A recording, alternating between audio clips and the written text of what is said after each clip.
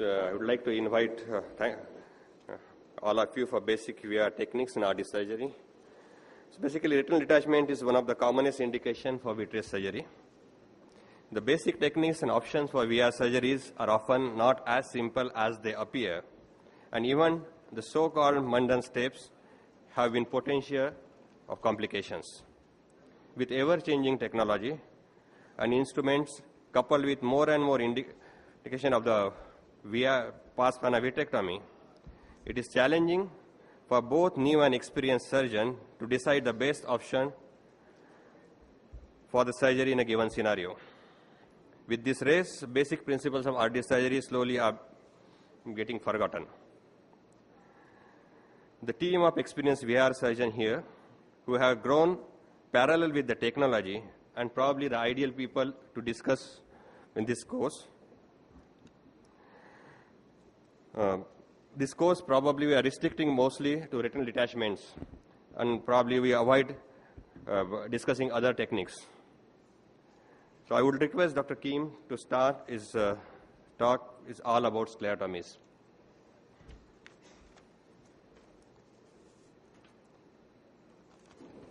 Good morning, and thank you, Dr. Pramod, for including me in this interesting talk and important talk on vitrectomy. Mine is about starting the vitrectomy basically with the sclerotomy.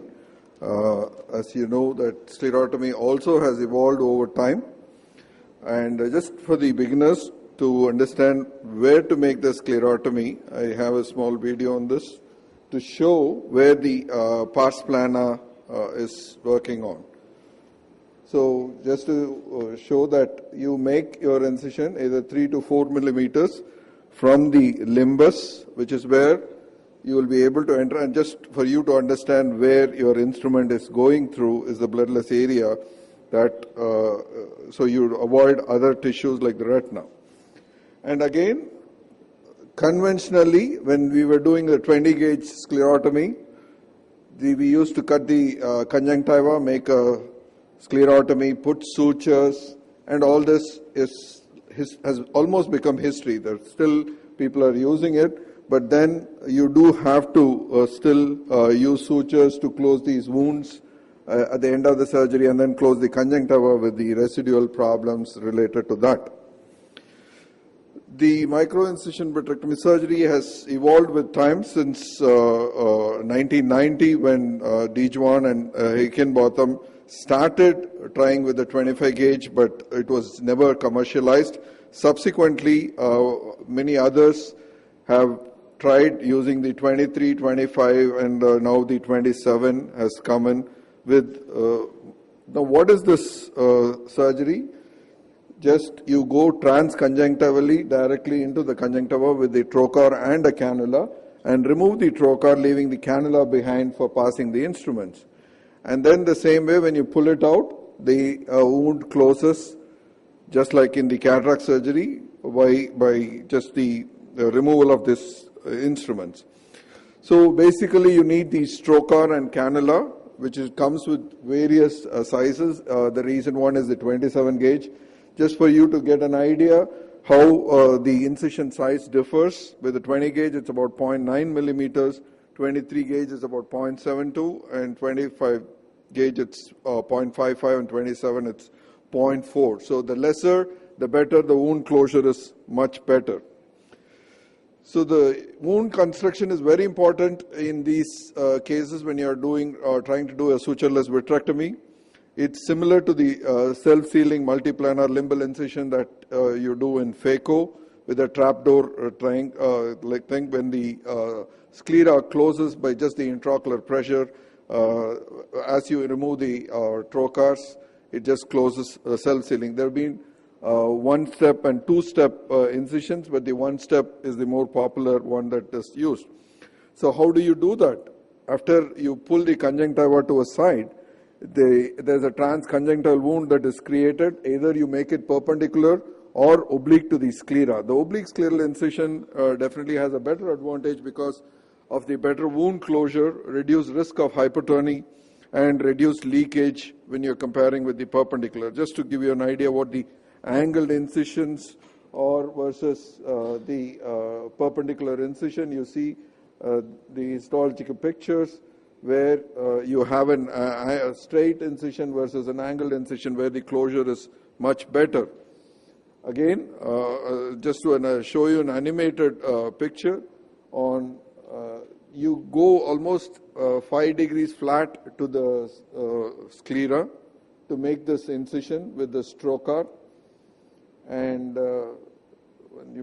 so this is the conjunctiva pulled to the side, and then you make this incision, and then you rotate the instrument straight, either perpendicular or to 30 degrees, however you want, and then you leave the trocar there, the cannula there, for you to pass the rest of your vitreous cutters or forceps. So, sorry. Again, this just I wanted to show the 5 degrees and 90 degrees. When you turn the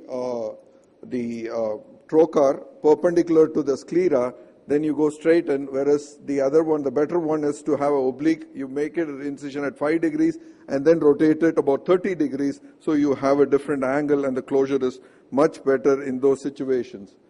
So how do you remove at the end of the procedure? When you remove the cannula, you just press on the sclera there and keep pressing on it, rub on it so that the wound closes, and you have to wait for some time. The other option is to pull the sclera, to put the instrument and then pull the cannula along with it, so that you prevent much of the vitreous or whatever the residual tissue that is inside incarcerating into the wound. Now the blade design, there have been multiple different types of blades have been tried, the back bevel, the spear bevel, and the lancet spatula. There are so many instruments that have been. The conventional trocar is like an hypodermic needle where you have an angled side and then a ridge on the other side. The Alcon's new Edge Plus, it's not new, it's been there for some time, has got another ridge-like tissue to prevent an angled incision from a biplanar incision.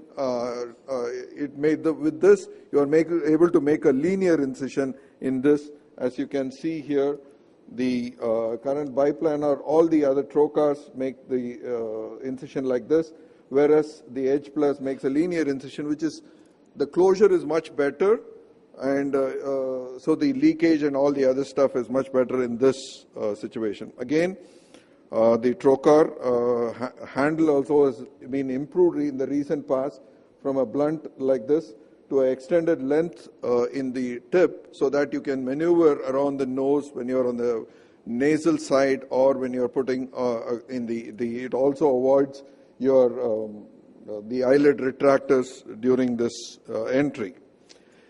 In children, sometimes with these trocars, the conventional trocars and the cannula is about 4 millimeters in length, and when you introduce them, especially in the 25, 27 or 25, you see that it comes in the way of when you're working anteriorly. So one of the things that we did was to use this scleral buckle and cut it and just connect it there, so that when you're using it on the amount of the length of the cannula that's inside is limited to less than about 2 millimeters or so. So your visibility is not affected when you're working inside the eye in the baby's eyes. Recently the Alcon has come with the shorter length instruments for working without the cannula in these children. The cannula design, again, now as I said, in some cases we also have the 6 millimeter cannulas that are available compared to the conventional 4 millimeter cannulas. And most of these cannulas are color coded. This is the Alcon's color code based on the 23, 25 and 27. The valved cannulas, they provide a closed system which eliminates the need for putting the plug every time you remove the instrument, so there's no leakage that's happening when you remove these instruments. You can be sure that the intraocular pressure is maintained when you're working, or you need not put every time the plug when you're exchanging instruments or you're waiting for something. So after insertion, the cannula will also detach very easily from the trocar without the use of holding a secondary instrument. And it's also seen that they help maintain the inadvertent pulling of the vitreous strands in the periphery from the eye while because of these cannulas, they do not come out. So smaller sclerotomy leads to, as suture-related complications are removed, less postoperative pain and inflammation, faster healing, and more importantly, reduce postoperative astigmatism that may occur from suturing and reduce surgical time. Today, MIVS has become the standard for vitreous surgery in the modern times. Thank you again, Dr. Pramod, for this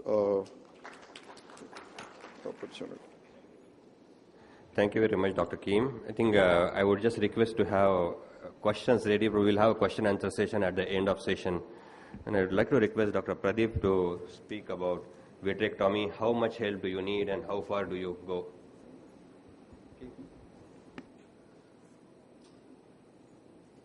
Yeah, good afternoon. Coming to the vitrectomy, after the sclerotomy placement, like how much you need to do for a given case and how far you can really go to get adequate relieving of the traction onto the retina is what we are talking about. So if we go back to the question onto the end result of a surgery where you require a successful attachment of the retina, vitrectomy holds a very, very important step in your procedure.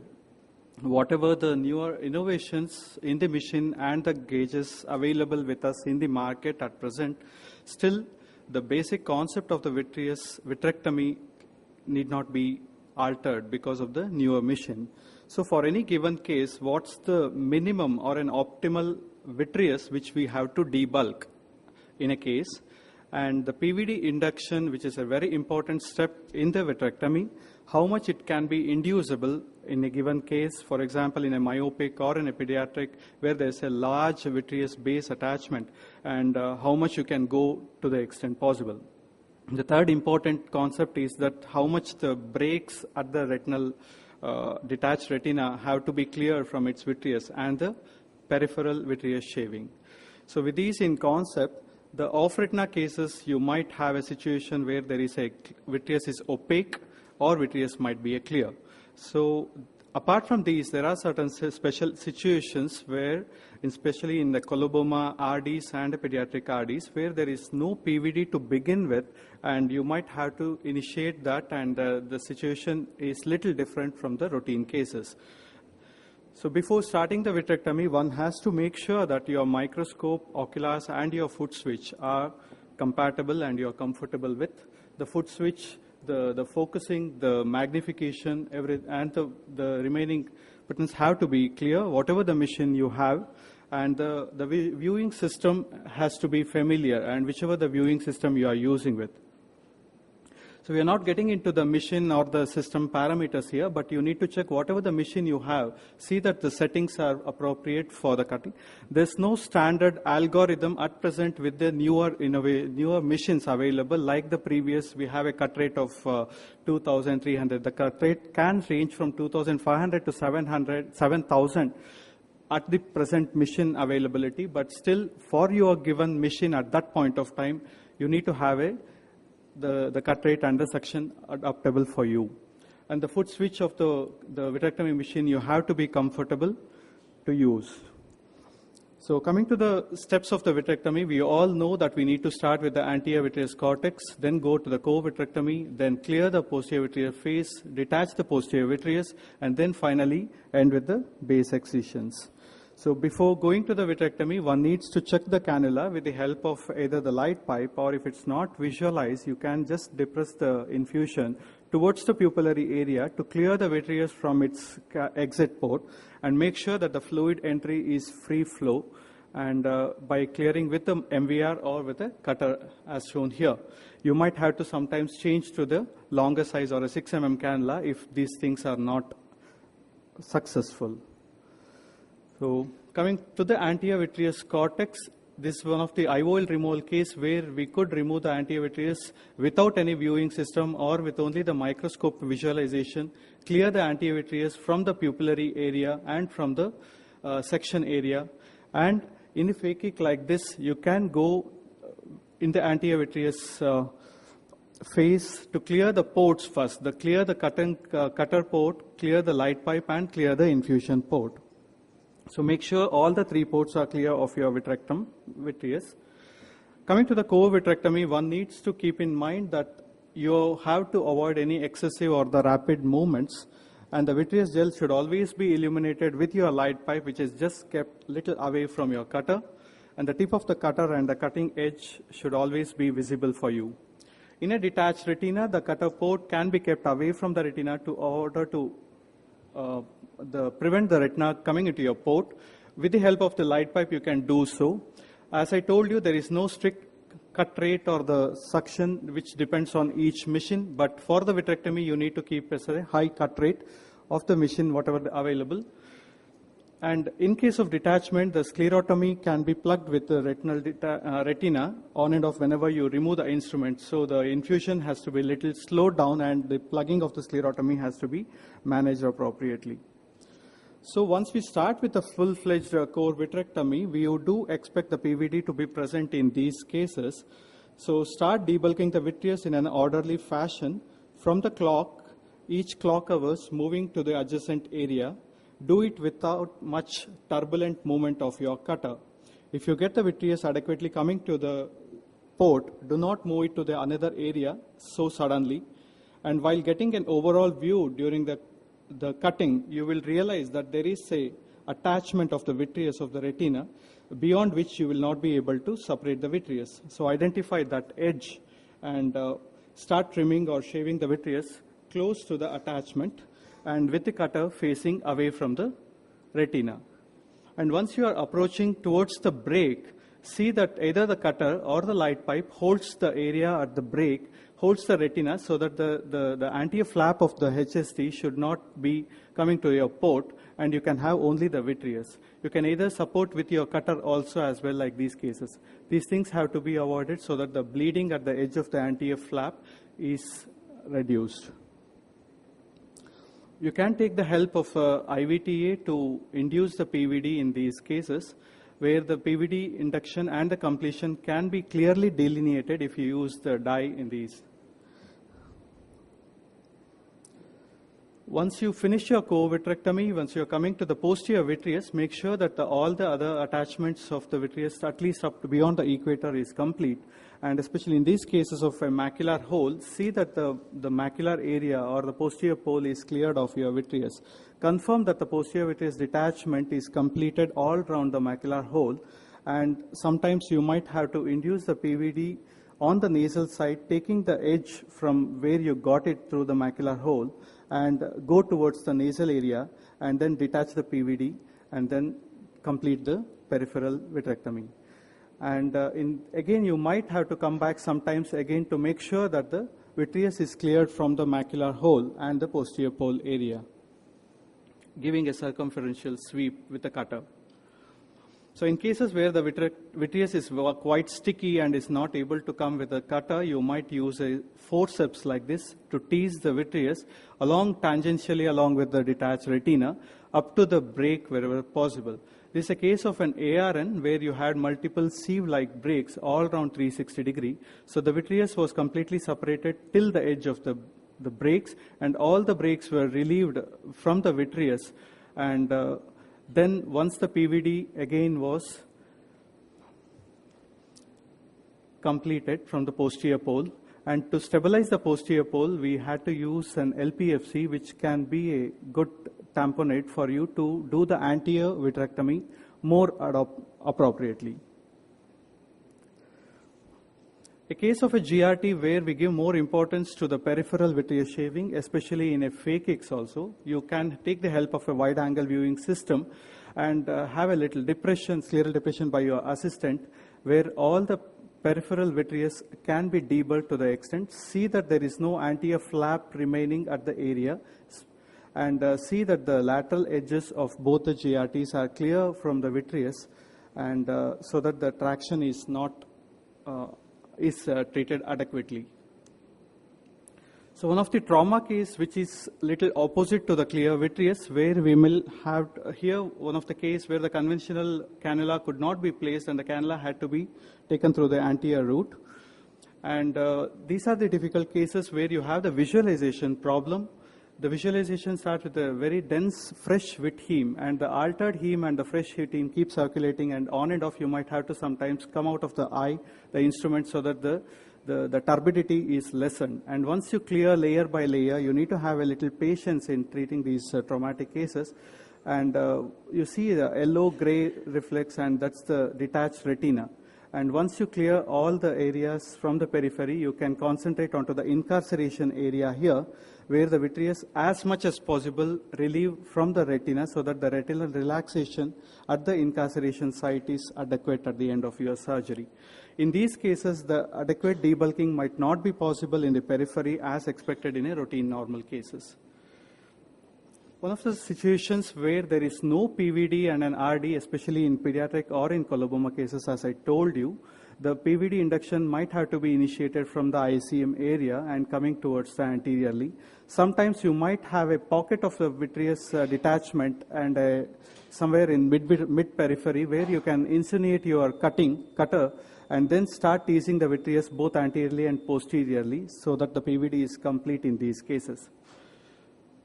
So once the summing up of the vitrectomy generally in these detachment cases, one need to check the viewing system of the microscope and the machine for your comfort zone.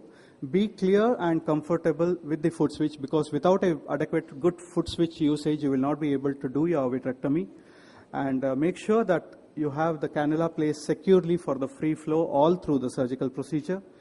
Debulking of the vitreous to the maximum extent is the heart of the surgery. Keep modulating your machine setting all through the maneuver. Depending on the anatomical location of the vitreous, the cutting rate and the suction has to be changed on and off. Confirm that there is a complete vitreous separation till the extent possible, in each case dependent. See that the peripheral shaving is done as much as possible, both in the quantity and its location. Thank you.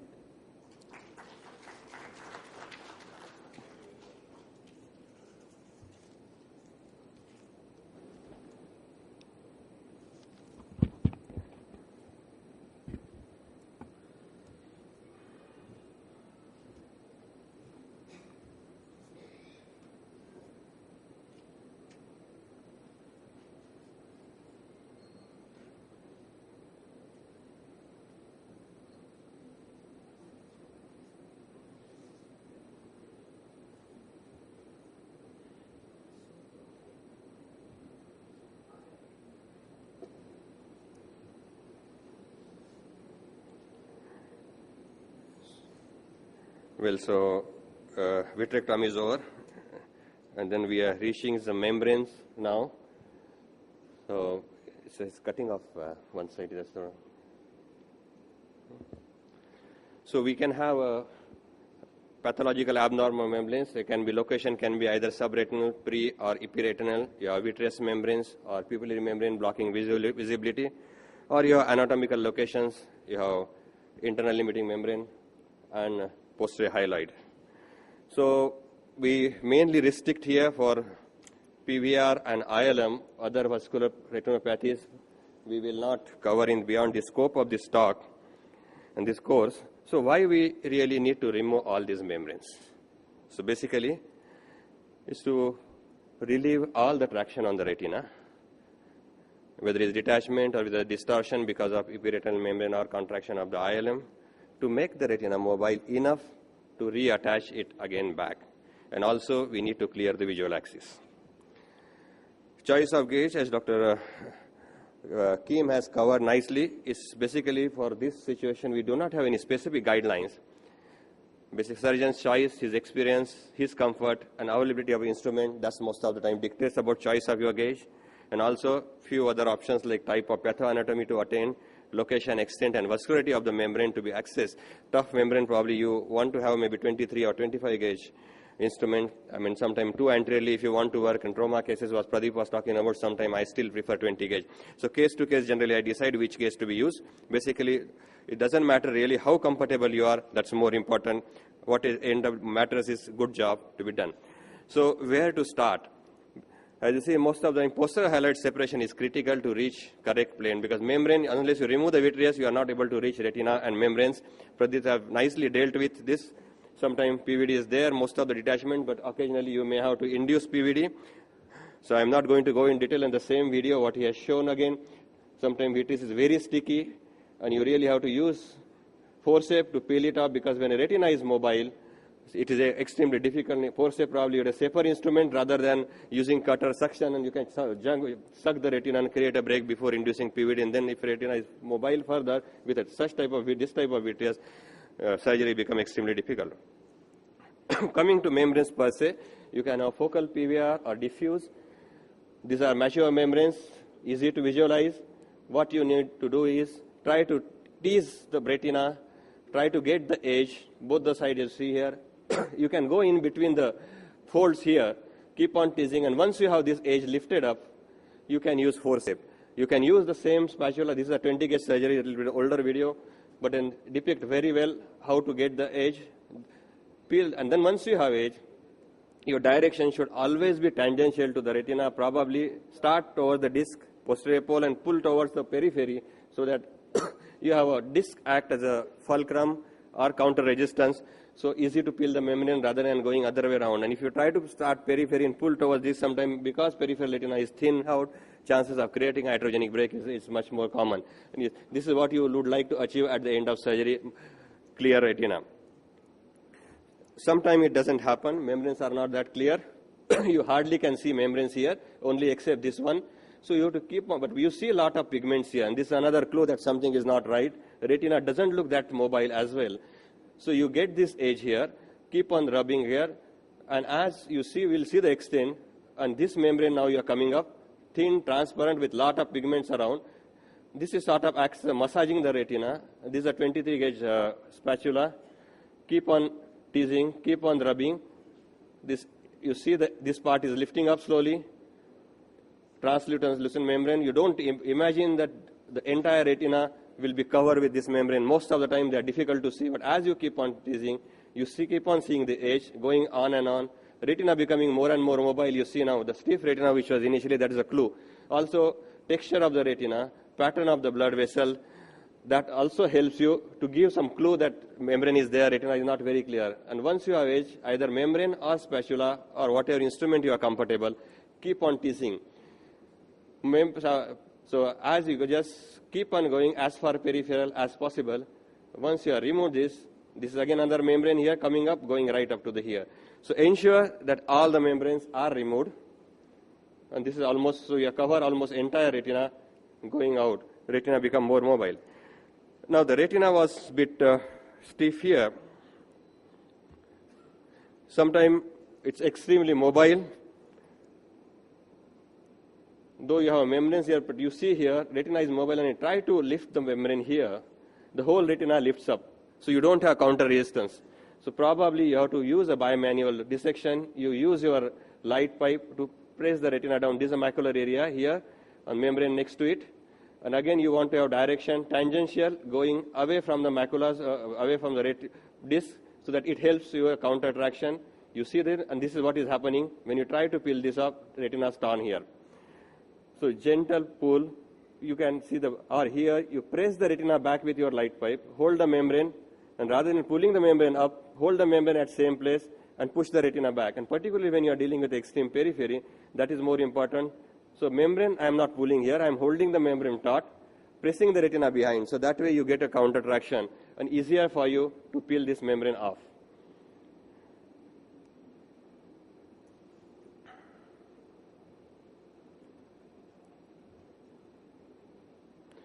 And that's sort of all the membrane has come out there. That membrane is released, and let me see. It's okay, we'll leave it. Basically, the small membrane, which I again use a bimanual to release it. And sometimes membrane is anterior PVR and so-called we used to call anterior loop traction. These are trauma cases using keratoprosthesis. There is no choice but to use a bimanual dissection. You again This is under direct microscope illumination. This is chandelier illumination. So holding with a forceps and again tapping retina back. This is a GRT, post-cataract surgery complication. Pulling it up, and here, you see amount of fibrosis you have here. And if you pull this directly, retina will tear off and come with you. So what you need to do is hold the membrane, keep on tapping behind, and that's the way you will be able to separate retina. Otherwise, you just won't be able to handle this type of eyes. And end of the surgery, once retina is settled down, you fix the corneal graft. Subretinal membrane, obviously, keep the retina lifted up, and we need to remove those before settling. Either you can have a vantage position, you have to look for retinotomy. Depending on location of your subretinal band, you can use one or maybe more than one retinotomies to hold this membrane and pull out, or you have extensive membrane, what you have in subretinal membrane. So we may need to do even 360-degree retinotomy. Lift this membrane up. Here it was stuck. I was trying to pull it. It's not coming out, so decided to go in opposite direction. Pull this membrane, holding with the forces up out here. And once it is snapped this side here, then I decided, then it was easy to go back here and get this membrane out. As you see here, it's peeled up here. And then put liquid perfluorocarbon to settle the retina. ILM peeling, there are a lot of indications we have. Again, it's easier just to compare these two pictures.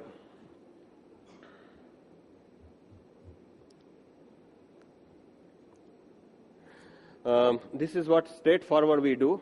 But when you have a retina detached and when you try to peel this membrane same way, see the whole retina is getting pulled up. There is no counter resistance. I could remove this membrane, but what happened? Eventually, keep on pulling. Technically, surgery become difficult, and then chances of retina getting pulled, sometime creating break here in the periphery you wish like to miss. See, whole thing getting pulled. There is no resistance here. So rather than doing that,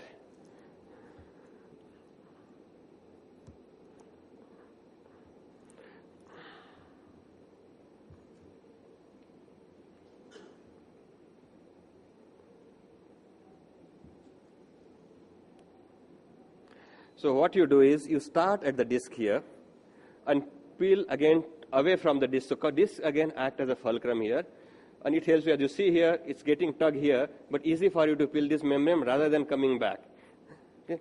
And then you can go all around, but direction will be like this. Again, go like this, keep on peeling, and then it will be easier for you. Just to conclude here, as you said, periretinal membranes are predominantly due to exaggerated healing response, making retina stiff and mobile. And meticulous membrane peeling or entire retina is critical to mobilize the retina again, and is one of the most important steps for successful reattachment. So, yes, membrane and ILM, do you go after them all? Yes, we need to remove all the membrane. And with a mobile retina, I'll hand over to Dr. Muna to settle the retina now. This just in between, I take this opportunity to just remind you to block your days. We are having two big meetings coming up. International meeting is Retina Summit 2017, 14th and 15th of July this year, and followed by in September 2nd and 3rd, we have glaucoma meeting. Thank you very much.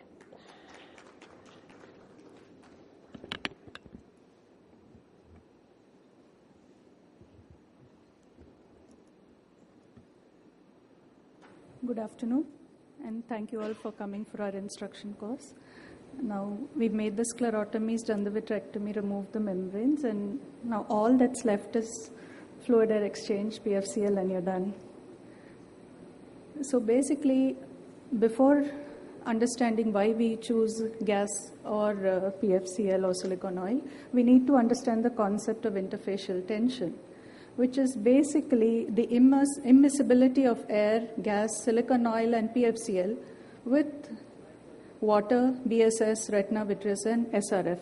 And this difference basically forms a film of closely packed molecules on the interface at the level of the retinal hole.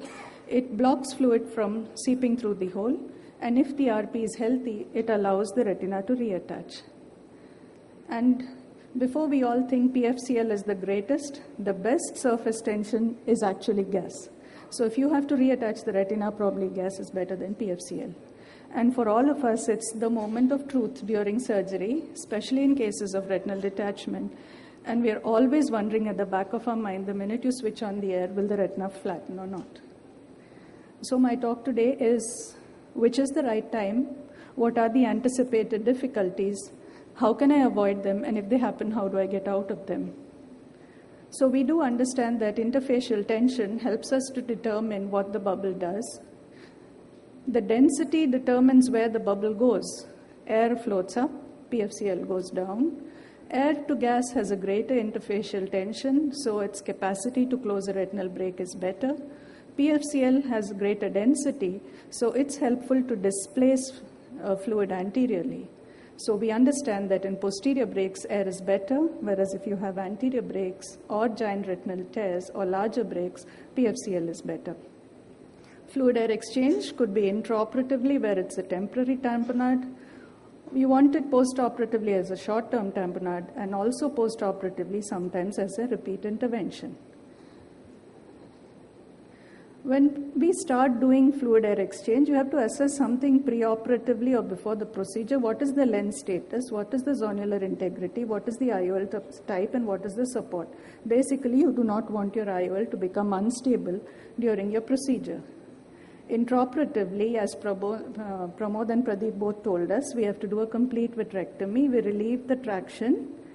We remove the adherent vitreous from the break edges, the flap from the flap tears, and then you use cautery to identify or mark the retinal breaks, because there's no guarantee that your view is going to be clearer after fluid-air exchange. What are the instruments you could choose? The visualization systems are multiple. You could use the soft tip or the flute needle or the vitrectomy probe, and nowadays a lot of us use the passive suction or the active suction using the vitrectomy console. The retinotomy for drainage should be easily accessible, and Mahesh is going to talk probably part of this.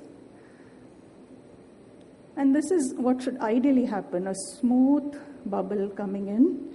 Initially, you do a fluid-fluid exchange to drain the fluid through the retinal break. This is helpful in case of very viscous fluid. Then you exchange the subretinal fluid through the break. And in case of peripheral breaks, you alternately move your flute from the disc to the periphery.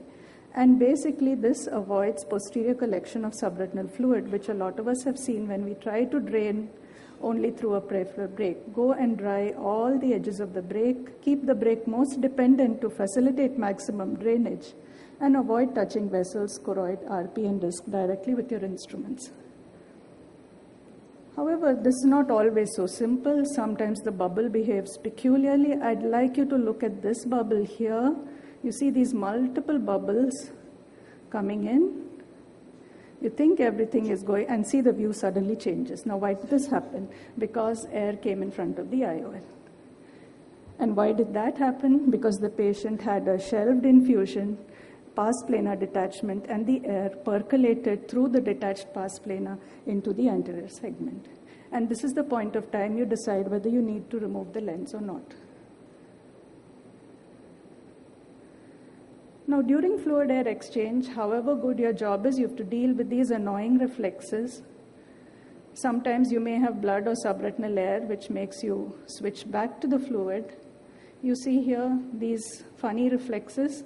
This is a redo in a patient who had silicone oil, so the residual oil bubbles are now sticking to the back of the lens, causing these little disturbing reflexes. And once you've done it, you treat all the identified breaks. This is fogging, which all of us face when we have the non-contact viewing system. And once this is over, we change to long-term tamponade. And these are the various visualization difficulties in the era of a lot of pseudophakic RDs and the use of smaller IOLs, silicone IOLs. Important issue is fogging of the IOL where there's a gap in the PC. You can use viscoelastic to coat the endothelium. You can use viscoelastic in the AC and behind the PC, basically cocoon the IOL to prevent the oil from air, or the postoperatively the oil to come in front of the AC. You can also use PFCl instead of fluid-air exchange. If you attempt to do fluid-air exchange in large breaks such as this, I'm sorry for the poor video quality here. Basically, the flap tends to slip, and you see this flap now slipping. Why does it slip? Because the BSS from the interface is now going behind the flap, and this is too large an area for you to keep drying. So this is a situation where you would rather use, you see the flap slipping here. This is a situation where you will rather use perfluorocarbon liquid. So how does PFCL work? It acts by virtue of its high density, its low viscosity, and its transparency. And the commonest PFCL we use is perfluorooctane. Prior to using PFCL, it's essential to remove all traction, especially around posterior brakes, because the PFCL can then move subretinally and it can become very messy.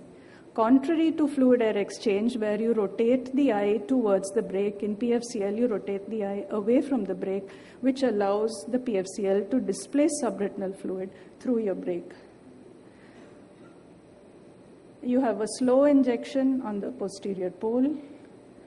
You see single bubbles, a slow, smooth extension on the posterior pole. Here you see the fluid is being displaced. Note these little bubbles that come in. These are important when used forced infusion systems and self-sealing sclerotomies. Sometimes these can be very annoying. They can trickle beyond the edges of the brake and cause subretinal LPFC later. And it's important to do a complete fill. It's easier to treat the retina, and a more complete exchange with gas or silicone oil is then possible. You can also use PFCL in cases such as this, where you keep the posterior retina down while you detect anteriorly. This is a patient of a large giant retinal tear where the PFCL is injected. You try and tease out the membranes a little bit under the PFCL, and now it looks much cleaner. In 360-degree retinal relaxing retinotomies, I'm sure Mahesh will tell you, sometimes the flaps, the retina tends to rotate. It's important to keep well-oriented while injecting PFCL to make sure that this doesn't happen, to avoid distortion or relocation of the macula. And now we have these dual bore cannulas. You see these multiple openings here in the dual bore cannula. That's important when you use your valve vitrectomy systems. The LPFC is coming out here. You keep these two holes above the LPFC bubble, so you find your fluid is egressing out there. Why do you get emulsification of PFCL? Basically, when you have forced infusion systems, you have a rapid flow of BSS through the eye and your PFCL coming in, and they all get emulsified, causes a problem with the view, and these emulsified bubbles can slip behind the silicone oil. And this can give rise to sticky silicone oil phenomenon due to the low interfacial tension between silicone oil and PFCL, which mix up over time. Once you have done your retinopexy, complete removal of silicone oil is important. And if you look at the slide, you see this meniscus coming up here at the edge. This is the fluid or BSS meniscus between your perfluorocarbon liquid and the oil that is coming in. It's important to dry this meniscus because otherwise the BSS will slip behind the retinal brake and prevent your retina from reattaching. So important to dry the retina at the margins of the brake and ensure that there is no trapped subretinal fluid. Again here, it's important to remove the last bubble of fluid. Here you see the flute needle taking up the last. You see the edge of the bubble. It's important to clearly visualize and remove the last bubble. Keep the IOP controlled at all times. Maintain a watch on the optic disc perfusion, and keep releasing your flute needle now and then to control the intraocular pressure. This is a patient who had what looked like cystoid macular edema, but was actually a large collection of subretinal perfluorocarbon bubbles. And when can this happen? Basically, the bubble goes beyond a brake that has persistent traction, or if you have a large amount of emulsification when you're using your forced infusion systems. You can avoid this by avoiding rapid rolling around of the eye, especially if there's peripheral unrelieved traction, and keep your infusion flow low to avoid this churning up. Comparing fluid air exchange in perfluorocarbon liquid, contrary to what we think, there is a false sense of security with air. Because of its better tamponading effect and the better interfacial tension, you may feel retinas attached, and the next day you find under oil the retinas lifting off. And this could be due to persistent traction that can be counteracted to some extent by your air bubble. So PFCL may be a better, though more expensive, way of assessing relief of traction. Another thing to remember is when you're trying to use PFCL in an eye with only a posterior brake, and you inject PFCL beyond that bubble. Now there's no place for your fluid to come out, so the fluid gets trapped behind. So avoid PFCL if it's only a posterior break, and if you do, you can always make an anterior retinotomy if you want to use PFCL in case of a posterior break. So with all this, eyes which look like this, after PFCL you have a little retinal fold that persisted on the second postoperative day, but by 1 month you see the retina is nice and flattened. So thank you all for your patient listening. Thank you, Dr. Muna. I would like to request Dr. Mahesh to speak about encircling buccal and retinotomies. Good afternoon. Thank you, Dr. Pramod.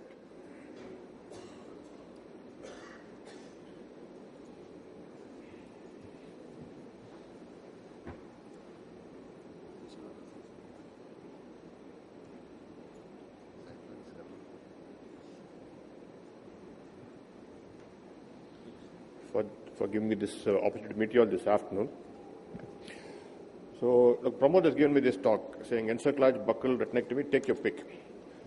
So we can take the pick, but then the issue is not so simple, but there are some guidelines which we can follow when we do a vitreous surgery for a complicated retinal detachment or a simple retinal detachment.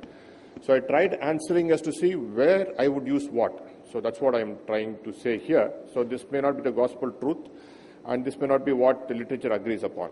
So at the outset, I'll say that if you were to go look at the literature as to where we put belt buckle, it says there's no difference if you were to do only a vitrectomy or a vitrectomy with the belt buckle. But these are the guidelines which I follow at PC. Let's look at some of the scenarios. So this is one scenario where we have a partial regmented retinal detachment with a horseshoe tear out here, and there's lattice degeneration inferiorly. So how would I manage this? Even if I were not able to trim the vitreous anterior to the lattice, I wouldn't worry. So in this situation, in an attached retina, a lattice is there and a break is there superiorly. I would not use an encircling band, but then surround this with laser photocoagulation. So encircling band is plus minus, but in this situation, I'm comfortable not using an encircling band if I'm able to do a reasonably good vitrectomy, though I'm not able to dissect the anterior hyaloid. Let's look at scenario 2. This is a total retinal detachment, and the lattice is in the detached retina. So here, I would look to see if the anterior hyaloid, the vitreous anterior to the lattice, is detached or not. If this is detached, or I'm able to induce this detachment and circumcise it like this, so that we just leave the vitreous surrounding the lattice, but there is no vitreous anteriorly, then in this situation again, in my opinion, a belt buckle is not required, because there's nothing going to pull this lattice off, and we can just treat it with laser photocoagulation around it. It's going to sit there. But on the other hand, this anterior vitreous we are not able to detach, and this is the most often the situation, and we are not able to induce it, and there's no detachment. Then I would think of putting an encircling band. This is a child with a subluxated lens and the retinal attachment. So you can see we have used perfluorocarbon to stabilize the posterior retina. And this is what Dr. Pradeep and Dr. Pramod, all of them are mentioning. So you will come to that level where the vitreous is strongly attached to the retina. We can't peel it beyond. If we try peeling it beyond, the retina will tear. So that's where we start shaving the vitreous and support it. And this is usually the posterior border of the lattice degeneration. So at this point of time, I will not induce detachment beyond that, attach the retina, do laser photocoagulation, and put an encircling band. And the encircling band can be a 42 band or the 240 band, depending on the area of the dense attachment. In this child, there are multiple rows of lattices and a very broad area of vitreous base attachment, in which case I would probably use a 42 band. So this is what we saw. So if you are not able to detach the anterior vitreous, then I would probably put an encircling band. So where else? So the other situations are in a phakic patient, and we are not able to dissect the vitreous significantly anteriorly, and we are scared about touching the lens, particularly in an elderly patient. So where the lens is a little thick, so we cannot go anteriorly. In a younger patient, we are able to go anteriorly because the lens is not thick. So we can get away with the base excision in a younger patient. In an elderly patient, the lens is thick, and so we are likely to touch the lens. And once we touch the lens, this lens becomes cataractous very soon. We are not able to proceed with the surgery. In those situations, once again, there is a possibility I may put a belt buckle to be on the safer side. And a pseudophakic patient with extensive peripheral cortex, Elschnick's pearls, that we are not able to see the periphery very clearly, once again, because just to make sure that we are not missing anything, I'll put an encircling band. So let's look at another situation. Here we have a lattice with an inferior HST, not a superior inferior HST. Again, same holds good. So if you're able to trim the vitreous but only up to the posterior border of the lattice, then I'll put a solid silicon to support the horseshoe tear in addition to the lattice. So this is all, like as I mentioned, there is no hard and fast rule, but this makes you feel secure. So the next day morning, you're not worried to see the patient, the post-operative, whether it's detached or not. So if the vitreous cannot be detached anteriorly with the inferior horseshoe tear, inferior tear, then I'll put a solid silicon. But on the other hand, if I'm able to dissect this anterior vitreous and once again isolate that island of vitreous to the lattice degeneration, then maybe we can get away with just an encircling band. There's no need for a belt buckle. Sometimes you can get away with no buckle at all, just a vitrectomy. So is there any other situation where I will use a 240 band and a solid silicon? Yes, a combined retinal detachment of the peripheral fibrovascular proliferation, as in a Eales disease, or in certain diabetics where the proliferation is the extreme periphery. And extreme peripheral dissection, we are running the risk of creating an iatrogenic break, or that there is already a break. In these situations, then I'll probably put a solid silicon, not only an encircling band. Particularly a broad area of fibrovascular proliferation in the periphery, I'll support it with a solid silicon. And again, peripheral post-traumatic fibroglial proliferation, again, I'll support it with a solid silicon, in addition to a 240 band. So when would we do retinectomy? So these situations are the PVR is not much, or there's no PVR, and the PVR we are able to manage with the buckle. If the PVR is so dense, like we are not able to peel it, we are not able to make the retina mobile enough to be supported with an encircling band or a solid silicon, then we have to go ahead with the retinectomy. Or when we try dissecting and we create multiple iatrogenic breaks, then better to make it as a single iatrogenic retinectomy and then reattach the retina. And again, post-traumatic fibroglial proliferation, you need to dissect it, otherwise this will contract and tear the retina, like pull the retina apart subsequently. And a traction retinal detachment or combined retinal detachment with the peripheral adherent fibrovascular proliferation, and we have created an iatrogenic break. So once we have created the iatrogenic break, this fibrous tissue has to be removed, otherwise, or supported. Otherwise, this retina will not attach, will come back to the recurrent detachment. This is one example of a coloboma choroid with the anterior hyaloid proliferation. We are inducing the posterior vitreous detachment. And what we see here is the thickened anterior hyaloid with fibrovascular proliferation. It's vascularized. So before we do the retinectomy, the principles are the posterior membranes have to be removed. So vitrectomy, the posterior detachment has to be induced. All membranes in front of the retina have to be removed. And we need to make sure that there is no subretinal membranes. And once we ensure that all the membranes have been removed, only then we do the retinectomy. So this is the border at which the vitreous is attached and the retina anteriorly is contracted. So this is a row of cautery which we have placed, and this anterior contractor retina is excised. So this we can do with the scissors or with the cutter. We used to do with the scissors, now most often we do with the cutter. And the anterior flap has to be excised. Otherwise this tends to roll over, get attached to the ciliary process and create hypotony. So you can see the retinectomy edge. A long-standing coloboma choroid detachment in a one-eyed child. The patient had rubiosis iris as well. So do a fluid or exchange and the retina attaches, or you can use a perfluorocarbon to support it and subsequently go ahead with it as well. If air goes under the retina, that means the traction is not relieved. Then again, we need to extend the area of the retinectomy. So some of the principles of retinectomy, we can stabilize the posterior pole using perfluorocarbon so that it stretches the retina and shows us where we should cut. And cauterize the line of retinectomy, as I mentioned, that is the posterior border of the vitreous attachment, anterior to which we are not able to peel the vitreous. You can use cutters or scissors, and once it starts bleeding, better to cauterize them immediately. Otherwise, this clot can go in the subretinal space or stay in front of the retina, contract, and will not allow the retina to attach. The anterior flap has to be excised, and try to avoid choroid and RPE trauma. Once we touch the choroid, it starts to bleed very aggressively and it's very difficult to cauterize. So what I would do that time is to elevate the bottle height and close the sclerotomies and wait, because cauterizing it is most of the time doesn't work.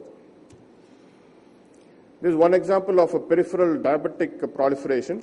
So I'm peeling it. Probably I should have left it at this point of time, supported with an encircling band, but then going ahead trying to dissect it.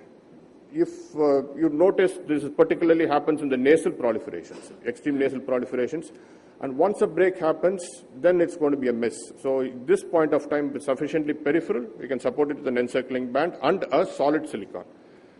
So, and this, like I've gone ahead with the retinectomy. So this is a fibrosal proliferation, extending it up to the ora. And in addition to that, I put a buckle as well. Same process with the fibroglial scar. So this patient had a post-traumatic fibroglial scar. This is the scar extending from the proliferation going on to pull the retina. You can see the retinectomy edge here.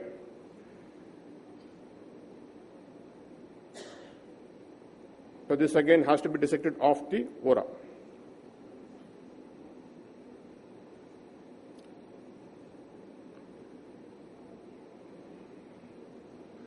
To summarize, so when I would use encerclage, when it's a mobile retina, inferior lattices and an adherent anterior hyaloid which I am not able to dissect, I would use 1 encircling band. The size of the encircling band will depend on the area of the breadth of the attachment. If it's very broad, multiple lattices, I'll use probably a 42 band, otherwise a 240 band. Encerclage in solid silicon to support an inferior HST where the anterior part of the vitreous cannot be dissected. Or when we do a fluid air exchange, we think that we have relieved all the traction and the air goes underneath. That means the traction is not relieved. Then in which case again I'll put put a solid silicon to see if I'm able to relieve the traction. Otherwise we need to resort to a retinectomy in that situation. Retinectomy I would usually do in an immobile retina and a densely adherent anterior hyaloid. Thank you very much. Thank you very much, Dr. Mahesh. The last talk of this instruction course will be laser and tamponade, how best to keep the retina flat, by Dr. Lingam Gopal.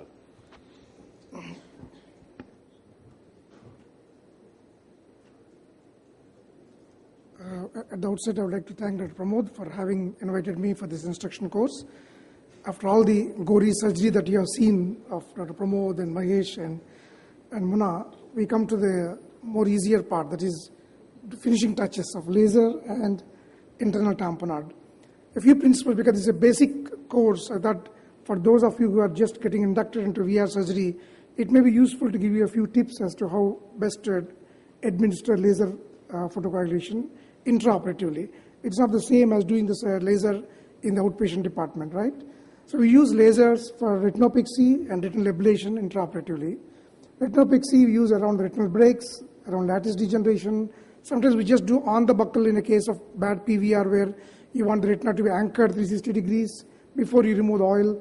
And of course around the coloboma because you don't know exactly where the communication is between the sub-ICM space and the subretinal space. So retinal ablation is done as a pan-retinal photocoagulation in a diabetic or some other retinopathy. And it can be done primarily if he did not have lasers before, or you do top-up laser between the existing laser burns at the end of removing all the membranes. Sectorial lasers in case of BRVOs, etc. So you have the straight probes and the curved probes. The straight probes perhaps are okay for most situations, but the curved probes are definitely useful under certain selected conditions, such as in the case of a phakic eye, you don't want to touch the lens, but you want to reach as far anteriorly as you can. With a curved probe, you can really treat almost all the way up to the ora, even in a phakic eye without damaging the lens. Of course, you can also have an additional advantage of your assistant indenting the eyeball, so you can treat all the way to the periphery without damaging the lens. With the wide angle illumination, visualization, and the curved probes, as I said, you can reach quite far into the periphery. What are the factors that do influence the burn uptake? Because sometimes you find the beginners tend to struggle to get an adequate burn, especially in a retinal reattachment surgery where there is a tendency for fluid to recollect under the retinal edge, especially the posterior edge, and you start not getting the burns properly. One is, of course, the factors that influence the burn uptake are the distance from the retina. The longer the distance from the retina, larger the spot you create, but correspondingly the burn is weaker because your energy is diffused over a larger area. So if you're not getting burn, first thing you can do immediately is to go a little closer to the retina. Then you can up the power. But by going closer and further away, you can actually titrate your burn intensity in an eye where there's differential pigmentation of the background. The direction of the probe is also important. The more perpendicular you are to the retina, the more intense the burn will be because, again, the more angular you are to the retina, the burn will be elliptical and hence the energy is diffused. So the smallest spot on the retina is what gives you the most intense a burn for the same amount of energy that's output from the machine. Power and duration are self-explanatory. I won't waste my time on explaining what is power and energy, but basic duration. But the factors that also influence the burn uptake is the kind of laser used. Is it green laser or the diode laser? The diode laser is less efficient in the production of a burn because it is absorbed preferentially only by the melanin pigment, while the green laser is absorbed both by hemoglobin and melanin, and hence it is a better uptake in terms of the retinal whitening that you see. That doesn't necessarily mean you are producing a better chorioretinal adhesion. A dull gray burn with a diode laser is also as effective as a relatively grayish white burn with a green laser. It's just that what is the end point you are choosing. With the diode laser, you don't choose a intense white burn as end point, but you choose a dull gray burn as end point. It needs more energy. There's greater difficulty again in less pigmented fundus because it is dependent upon melanin for its absorption. But it gets a deeper burn and hence the better sparing of the outer retinal layers compared to a green laser. And hence you preferentially use this. For example, you are trying to treat a coloboma of the choroid where the disc is involved. You wouldn't like to burn with intense white burns around the disc margin for fear of burning the nerve fiber layer. And hence you use a diode laser preferentially in such a situation. But you use preferentially a green laser if you want to specifically treat a red lesion such as angiomatosis retinae. When you're trying to reattach the retina and also treat the angiomas, you can of course cauterize them directly with diathermy, but you can also treat them with a green laser but not with a diode laser. Coming to factors that influence the burn uptake, is also the pigmentation of the fundus. Variation in the pigmentation of fundus I already alluded to. This can suddenly vary and hence suddenly you find that you are keeping on increasing the power and suddenly you go to an area where there is significantly more pigmentation, you get a very intense burn and sometimes even a Bruch's membrane rupture. A pop sound will come that tells you have ruptured the Bruch's membrane. So you must be cautious of that. So if you are moving from a less pigmented to a more pigmented area, you either go away from the retina, that itself reduces the energy per square millimeter. Fluid under the retina, as I told you, the posterior edge of the brakes tend to collect fluid and hence you may have to repeatedly make it dry before you get good burn. So once you have flattened the retina, first thing you do is to treat the posterior edge before fluid collects and then you treat the rest of the other edges. Or you can use the combined aspiration laser probes, which of course saves you the problem of trying to switch instruments if fluid collects at the posterior edge. Again, you can treat through fluid-filled eye, you can treat through silicon oil-filled eye, or a PFCL-filled eye, or a partially silicon oil, partially PFCL-filled eyeball. So here there are small tricks in this. Fluid-filled eye, straightforward, no problem, except for when we reuse the probes, as in India, you find sometimes that small bubble of air collects at the tip of the probe, and this tip bubble diffuses the energy and you won't get burns. Of course, you can shake off the air bubble or throw it off using the other instrument, but new probes, you don't have this problem. Okay, this is said to be because of the heat and the pumping action, the fluid, the air which is trapped in the sheath between the fiber optic and the sheath is actually being pushed outwards. Near the peripheral uncut vitreous, when you're trying to do laser, very often you find that in a fluid-filled eye, there's no problem, but in an air-filled eye, there's a sharp margin or delineation you find in the refractive index at the vitreous, cut vitreous, which is pressed against the retina. So when the laser probe actually is touching that, or very close to that, you will find that the laser beam is actually deviated to one side, and you won't get burn properly. So you may have to go closer to the retina, or use a little higher intensity to get the burn. When you go and penetrate the peripheral uncut vitreous, then you get the burn at the point where you are aiming at. Otherwise, you may get a burn not at a point you are aiming at, but to one side. Through silicon oil, again, there's no problem as long as you're working within the oil. And through perfluorocarbon liquids, again, there are three ways you can do through perfluorocarbon liquid. You can keep the probe away from the perfluorocarbon bubble and shoot it through it. You can get burns. Or you can enter the perfluorocarbon bubble, then you can get again good burns. But at the junction, you again have the same problem as with the peripheral uncut vitreous of the beam getting deviated. In the phakic eye, extreme periphery, you have the options of switching to peripheral cryopexy, which you can do with the indirect control. You can use the curved probe of the endolaser, or you can use the indirect laser photocoagulation. With indirect laser photocoagulation, you have the advantage that you can go all the way up to the ora without any problem. You can indent yourself and treat. Coming to internal tamponade, which is the second part of my talk, I won't take too much time. I think I have got just 1 minute left. To tamponade, the purpose is to tamponade a retinal break to stem bleeding sometimes temporarily, and it can hasten sometimes the resolution of a schisis in a macular myopic schisis where you remove the ILM and you put in air. Current available vitreous replacements, liquids, the BSS has no tamponading potential.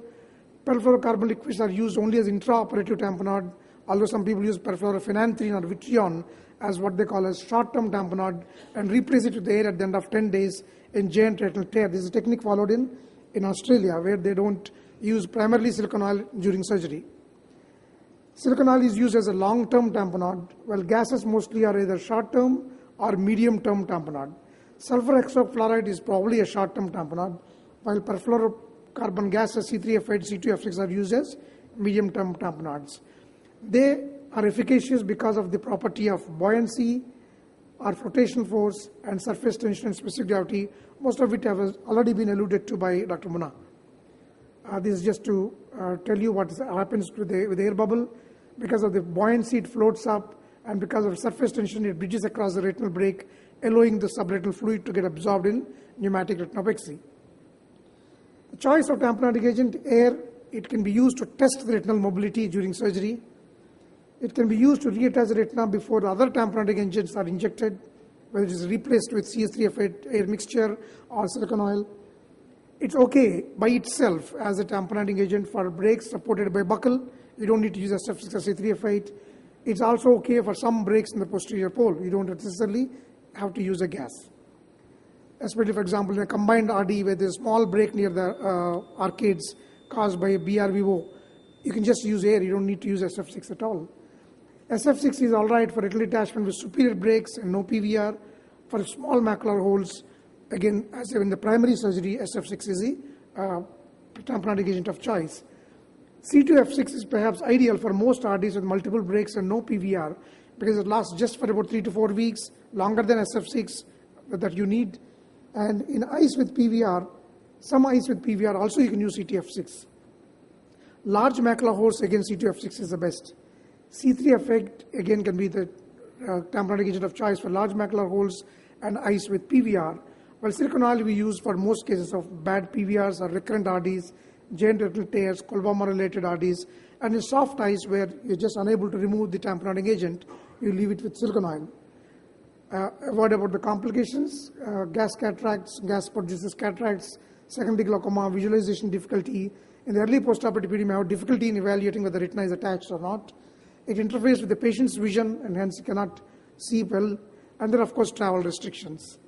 With oil, there is emulsification, secondary glaucoma, band-shaped keratopathy, cataract, and of course entry of the emulsified oil into retina. I have definitely not gone into the details of most of the complications, which is beyond the scope of this talk. Thank you for your attention.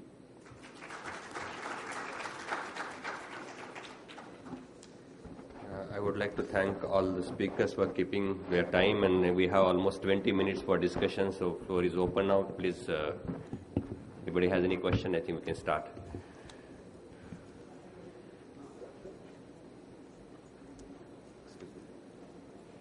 Good afternoon, sir. I have two questions. Sir, usually whenever I do my vitrectomy, my infusion pressure, I keep it at 35-40. Is there any pressure that you actually like to gauge for doing the for retinal detachment surgery? Would you like to keep the pressure at a particular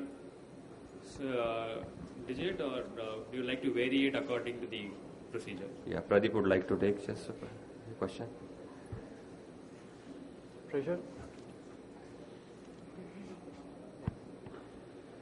Infusion pressure you can keep to 25 to 30 to begin with, and in the pediatric cases you reduce it to start with also. I don't do pediatrics, sir. The adult retina, during any step do you try to change your intraocular pressure, or do you keep it at 30-35 and continue with the 25 to 30 is you can keep it.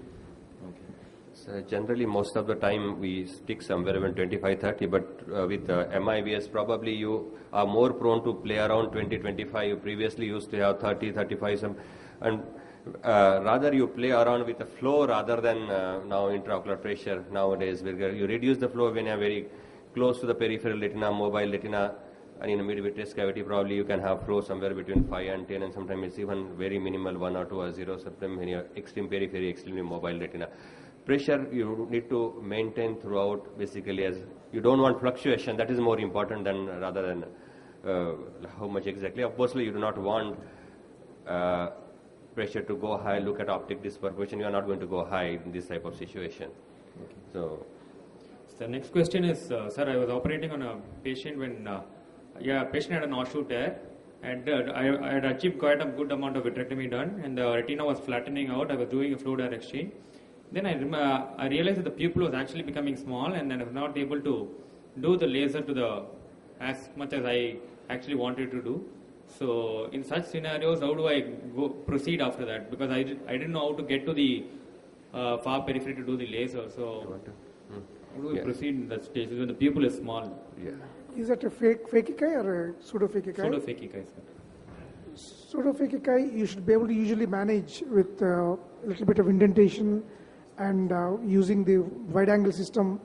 Unless it's a really small pinpoint pupil, even about 5-6 millimeters of pupil, you should be able to manage the pseudophakic eye right up to the periphery. Otherwise, do a peripheral cryo. If in the worst case that you just cannot see the peripheral retina at all, and the pupil is so small you're not able to manage, then sometimes it becomes a blind cryo, but at least you have some idea where the lesions are intraoperatively, you have an idea where the retinal tears are. So once you're freezing it, you can actually see the break against the backdrop of the ice ball that is formed. So that's how you cover it. Otherwise, post-operatively, you can fill up with oil and post-operatively add laser. That is what I did. I did silicone oil and then did the laser later. Okay.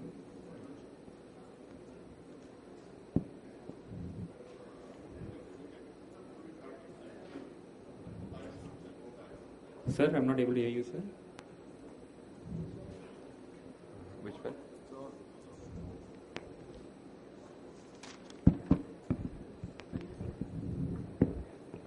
One option would be to put the fluid inside, put iris hooks and go back inside. Oh. Or inject visco, because a pseudophakic patient you can inject visco. Okay. But all this would have to be done with fluid inside. With air inside, it will push against. So we need to turn on the fluid, then probably put visco to dilate the pupil, or put iris hooks and can go back. Thank you, sir.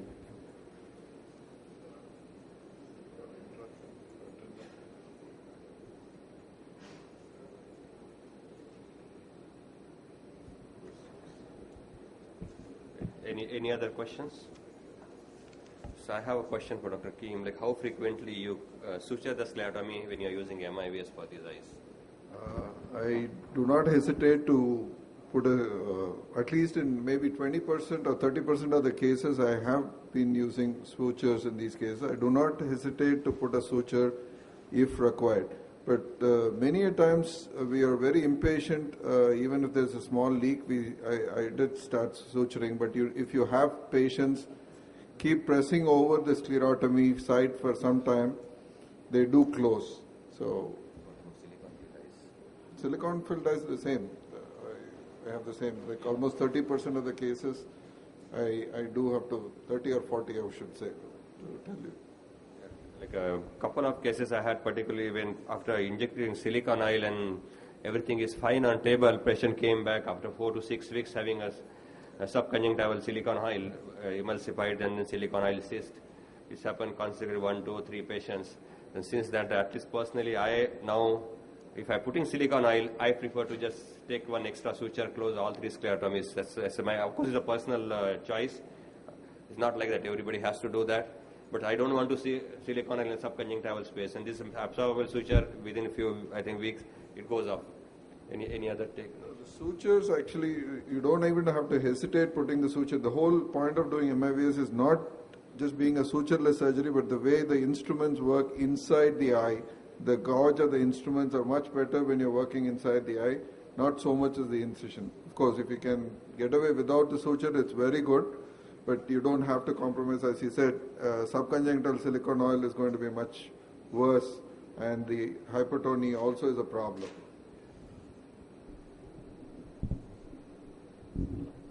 We have to. Yeah.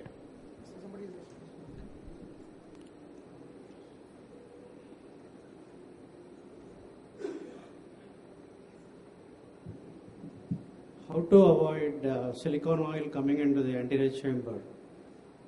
Any? I think the important lesson I have learned actually very recently after operating for 25 years was that the integrity of the anterior chamber is probably the most important thing when you are trying to avoid oil entry into the AC. If during the process there is something in the anterior chamber and you put in even a 30 gauge needle to remove that something like a small air bubble or whatever has come into the AC, then that act itself compromises the integrity of the anterior chamber, and the small ooze of water which comes out of the anterior chamber is enough for the oil to come into the AC, because oil has much less surface tension than air.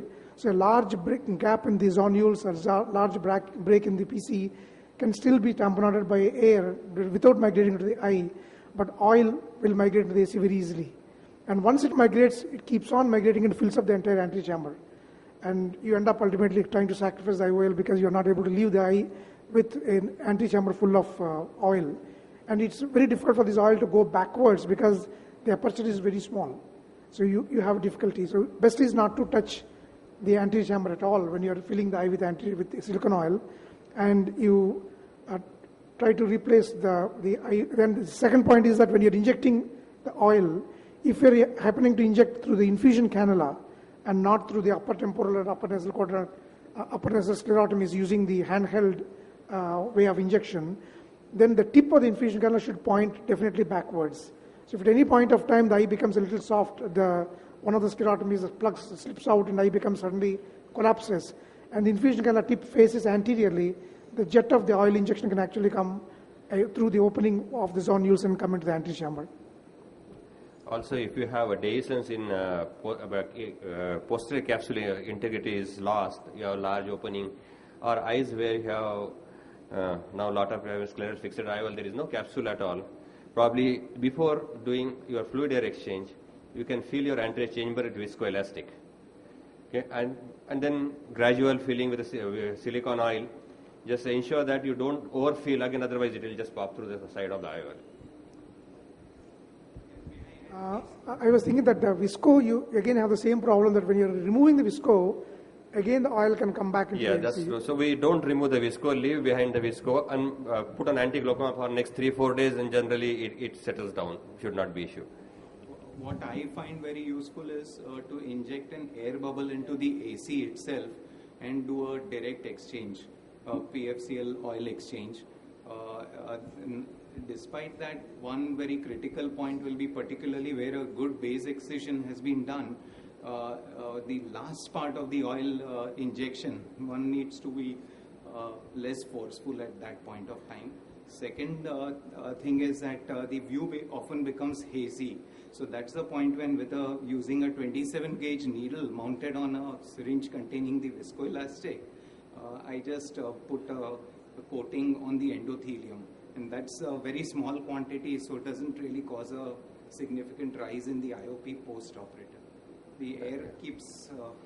air obviously is a good option, only was what you rightly mentioned. Reflexes, sometime when PFCL oil, if you are doing exchange, that situation sometime it's difficult to make out that last bubble. That's the only issue. Otherwise, air is an option.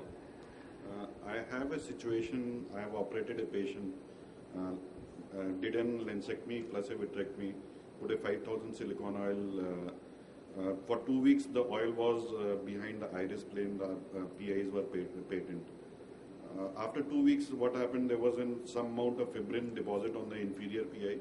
The oil popped up into the AC. I did a YAC PI, it went on back again. Now, I've done 2 PIs precautionary that the oil does not come, or because of the inflammation, the PI does not close. But now I have a situation, the PI is patent, but the oil has come into the AC after 3 weeks. So what should I do? And it's a 5,000 centistrokes of silicone oil. That would mean that the patient is developing an anterior hyaloidal proliferation. So this may not be visible, but like if the PI is patent and the oil coming into the anterior chamber usually means that, and the IOP would start going, be it normal or start going down. It's normal. The only doubt is I have left a peripheral rim so that I can put a secondary IOL in that patient. I have a doubt whether that capsule is blocking the PI, or that is a possibility. That's a possibility, and we sometimes do a PI in pseudophakic patients intraoperatively itself, through the capsule and through the iris, make an PI also. Yeah. And also oil, once which has come through zonules, and it sometimes can... It's an aphakic patient. It's an aphakic patient. Aphakic patient. Yeah. So aphakic patient, that's why a capsular rim probably must be blocking. That's I think what Mahesh And said. other things, sir, at the moment the pupil is dilated and the patient is on mydriatic. The doubt is if I stop on mydriasis, then again that fibrin membrane will come. So should I constrict the pupil, because what the literature says that if you have 6 millimeter pupil, then the oil will come into the AC. If you constrict it, then the oil won't come. Actually, what happens so many times, because if you use a mydriatics and pupil is dilating, the crowding of the iris in an angle, and that's one of the commonest cause why PI get blocked.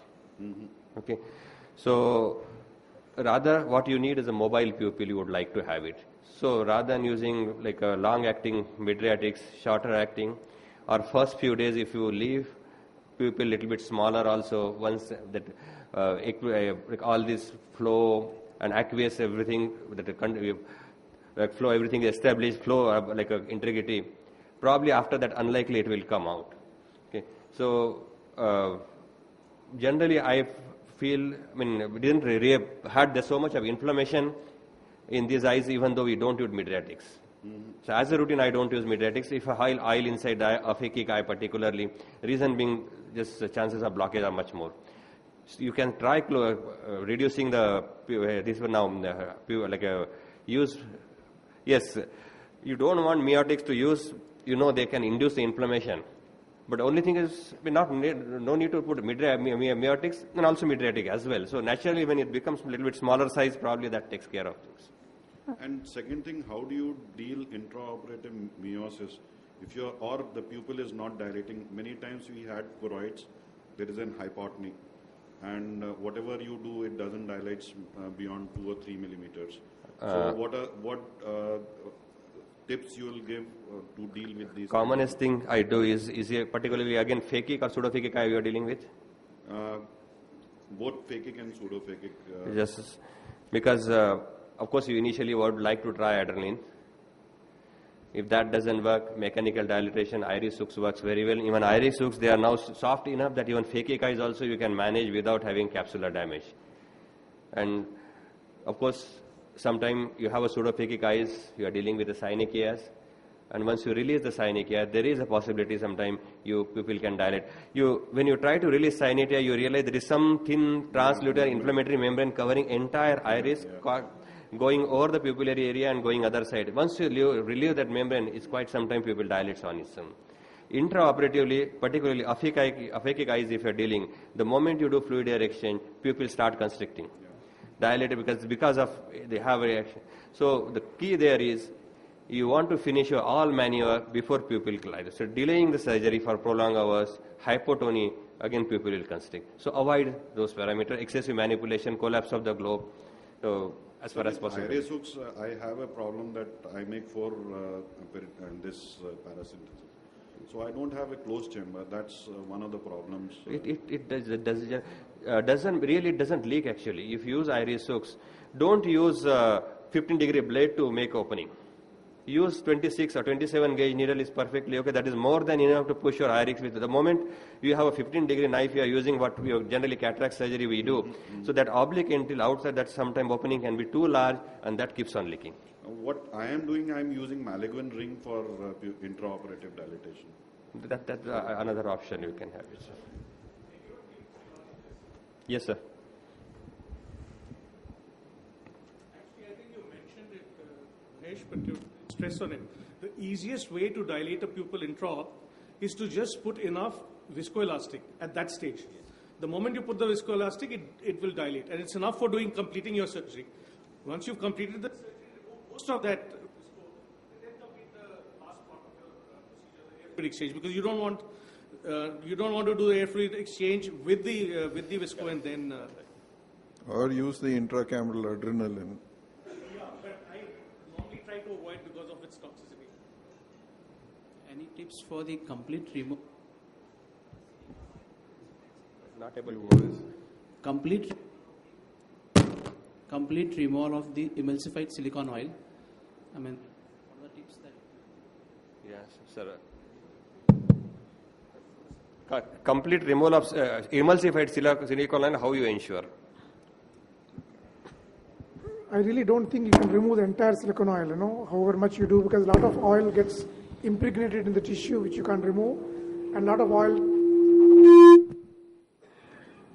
bubbles tend to get covered. They cover on the ciliary body, ciliary processes, posterior surface of iris, etc., etc. Those you can't remove. What you do is do repeated fluid gas exchanges, hoping that you can remove most of the emulsified material. When you do the fluid gas exchange to remove the emulsified material, we don't go straight to the optic disc area and use a suction, because that's not the purpose. The purpose is to remove the floating oil. So the oil floats on the surface of the fluid. So you keep your suction cannula at the interface between the air and the fluid. As the fluid is going backwards, as the fluid surface is going backwards, you go along with it. So whatever is the surface of the interface tends to get sucked much faster. And once you do that, you again put back air fluid inside the eye. Same way as the fluid is filling up, you try to stay on the surface of the fluid and try to remove as much of the floating oil. So do it 2-3 times. Maybe you remove 80% of the emulsified material. But I can assure you that they live with the patient, they live with the oil bubbles. There is a solution available from, it's not available in India. I have had the opportunity to use it twice. It's made by a Goider company's the oil making division. It's called washout. So you can fill the whole vitreous cavity with that solution and wait for about 15 minutes and then remove it. So it doesn't lyse the oil, it just makes the oil come together as a single bubble within the solution, and you can use it in the anterior chamber also and wash it out. But it's expensive, but again it's not available in India because they are not planning to get a DCGA clearance here. I think it had some toxicity issues as well. Yeah, that was the earlier one, sir. Now it's available commercially in Europe. Okay. One little tip you can do is when you complete your silicon oil removal and you're examining the peripheral retina, do it with scleral depression. And then whatever is trapped in your ciliary processes and sulcus, because that's where most of the emulsified oil sits, you wouldn't want to go after it with your flute needle if the eye is phakic. But if it's a phakic eye, when you do your scleral depression and indirect ophthalmoscopy, you release all those bubbles and then you can come out again. We have issues with oil sticking to the posterior surface of a silicon IOL. So you have to be careful about that. That never comes out. And also oil sticking to the retinal surface. If your PFCL quality is not good, then that oil sticks on the retina and doesn't come up at all. I think we close session. I would like to thank all the audience and all speakers for being here and sticking to their time. Thank you very much, everyone. Thank you so much.